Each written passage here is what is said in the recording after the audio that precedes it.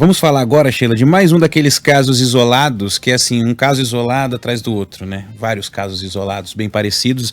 Acho que nos últimos 2, 3 meses, só aqui na Band News FM, a gente trouxe pelo menos uns 3 casos de prisões, né? Pessoas que foram presas e que, na verdade, essas pessoas eram inocentes. O Pablo Fernandes está aqui no estúdio, material exclusivo aqui da Band News FM, para falar de mais um desses casos, e um caso que envolve uma corrida de Uber, uma história bem mal contada, mas que, por enquanto, né, Pablo, terminou bem. Ainda não terminou, mas teve um desfecho, por enquanto, bom para essa vítima, né? Fala aí. Isso mesmo, a história de hoje, Ivan, como você já disse, houve outras histórias, é do motorista de aplicativo Jorge Anderson de Brito Barnabé.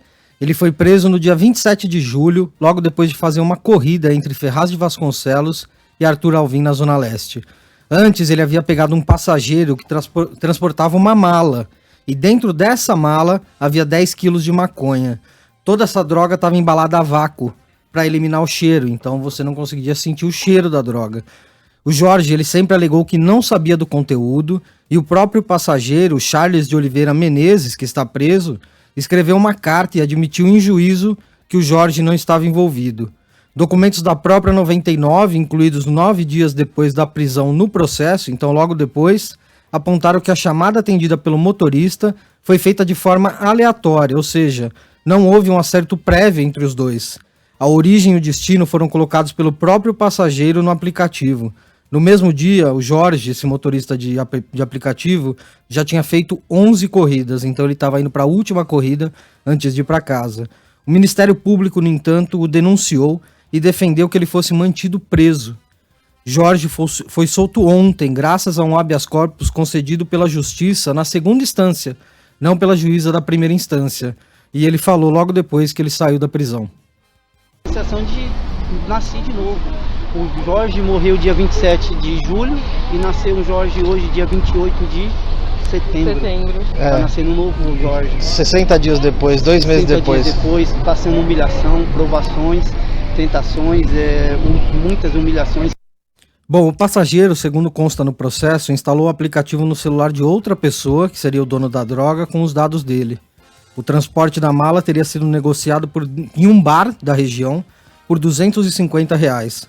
A Polícia Civil chegou a alegar que recebeu uma denúncia, mas na última audiência de instrução, né, na verdade na Justiça, um dos policiais reconheceu que ficou sabendo a cor e o modelo do veículo minutos depois de a corrida ter sido iniciada. Ou seja, o passageiro já estava no carro com o aplicativo e sabia das características e podia informar o destinatário quais eram as características daquele veículo. Para a advogada do Jorge, a Emiliene Martins, a polícia, o Ministério Público e a Justiça ignoraram as provas que tirariam ele da cadeia. A corrida dele foi toda através do aplicativo. Como é conhecimento geral, não há possibilidade de você ter uma prévia escolha do passageiro, tampouco do motorista. O Jorge apenas atendeu no seu exercício direito de trabalhar, atendeu um passageiro que, pela infelicidade, estava com uma mala com mais de 10 quilos de maconha e agora sofreu essa injustiça. Bom, relembrando, o Jorge então pegou um passageiro, esse passageiro tinha uma mala e dentro dessa mala havia drogas. O documento da 99 dizia que a chamada foi feita aleatoriamente, ou seja, o passageiro fez a chamada pelo aplicativo. Esse mesmo passageiro escreveu uma carta dizendo que o Jorge nada tinha a ver com o caso, e o Jorge, que utilizava um veículo alugado, mesmo assim foi denunciado por tráfico de drogas e associação para o tráfico. Ele vai responder ao processo em liberdade e a defesa ainda aguarda que ele seja absolvido. Ele chegou em casa ontem e foi recebido pela família. A mãe dele, Ana Maria de Brito Barnabé, disse nunca imaginar passar por isso. Eu estava muito aflita e mais aflita eu fiquei no dia seguinte, quando minha Laura falou pra mim que saiu a preventiva dele. Eu não entendia por que o tamanho de injustiça, porque meu filho é inocente, ele foi preso inocente. Eu não acredito, até agora eu não estou acreditando, gente, que aconteceu isso com ele. Bom, o carro que o Jorge utilizava, alugado de um vizinho, ele segue apreendido. O Jorge continua respondendo a esse processo em liberdade, mas ainda responde a esse processo. procurado, o Ministério Público ainda não se pronunciou e a Justiça disse que não emite nota e não comenta questões que são judicializadas. Olha, eu vou repetir aqui algumas coisas que eu falei um pouco mais cedo, né? Porque é revoltante quando você ouve uma história como essa. O sujeito está lá trabalhando honestamente, como milhões de brasileiros que se viram aí nos aplicativos, trabalhando como motoristas. O Jorge estava na 11ª corrida naquele dia. Ia para a 12ª corrida do dia, estava trabalhando honestamente. O próprio aplicativo cedeu provas à justiça, comprovando a inocência do Jorge, comprovando a corrida que ele realizava, o chamado que foi realizado ali, enfim. Há um conjunto ali de provas que é bastante robusto, que mostra a inocência, mostra que ele não tinha nada a ver com esse passageiro aí, esse sim bandido, que levava essa mala com 10 quilos de maconha. E, aliás, como muitos taxistas, motoristas de aplicativos diversos e tal, não tem como saber aquilo que é levado pelos seus passageiros. E eles são muito acionados para fazer esse tipo de corrida, né? Para levar uma encomenda, levar alguma coisa para o outro lado. O nosso ouvinte está perguntando aqui como é que fica a vida do Jorge agora, que é importante falar isso. Ele não foi inocentado, ele está solto graças a um habeas corpus, ele ainda vai ter que se defender nesse processo, quer dizer, gastar dinheiro com advogado e tudo. E a gente fala assim, né, que todo mundo é igual perante a justiça, só que tem alguns que são mais iguais que os outros, né, Pablo? Quando a gente vê o déficit que existe na Polícia Civil, de 13 mil policiais em relação às investigações, o tempo que a justiça demora, porque, enfim, tem aquela morosidade.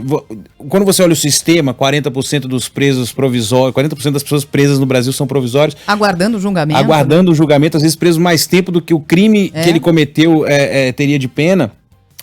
Você consegue entender esse contexto. O que a gente não consegue entender é como que as autoridades, esses órgãos, simplesmente ignoram provas, né, e não aceitam colocá-las, por exemplo, no processo. A gente falou aqui recentemente daqueles primos, né, o Maico da Silva, o Maurício dos Santos, lá de Guarulhos, que tinham um vídeo, uma imagem que mostra... Não era um, né? Eram várias imagens que mostram que eles não estavam no local do crime, né? E o delegado, a polícia simplesmente não quis anexar aquilo ali à investigação. Então, isso choca mais, porque eu acho que a gente acaba normatizando, não deveria, mas acaba normatizando que a justiça demora, a justiça é lenta, e sabe, essas coisas meio que já fazem parte do nosso dia a dia. Agora, deixa a gente indignado quando você tem provas, e a Sheila falou, do aplicativo, né, do próprio passageiro falando que ele não tinha nada a ver com a história, e a advogada, essas provas não são levadas a defesa em conta. do Jorge, e ainda aguarda também a quebra do sigilo telefônico para provar de fato Sim. que eles não tinham ligação nenhuma. Isso foi pedido pela justiça e até agora não saiu.